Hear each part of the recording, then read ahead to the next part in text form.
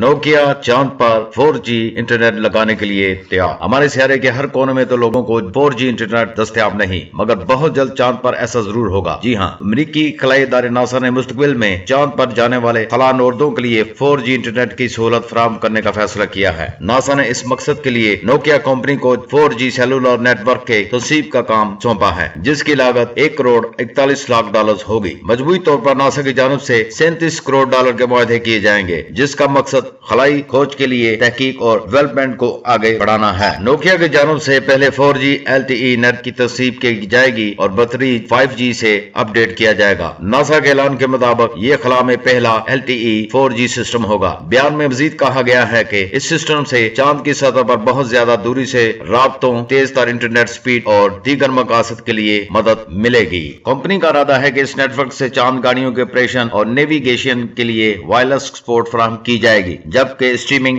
Video भी मुमकिन हो सकेगी। ये नेटवर्क बहुत ज्यादा दर्जा हरारत, रेडिएशन और खलाई माहौल में काम करने के लिए डिजाइन किया जाएगा। नासा ने इसका ऐलान एक लाइव ब्रॉडकास्ट में किया। इस नेटवर्क से चांद के लिए टेक्नोलॉजी तैयार करने में मदद मिल सकेगी। चांद पर चहलकदमी करने वाला खलाबाज इसकी तस्वीर और वीडियो इंस्टाग्राम पर भी पोस्ट कर सकेंगे।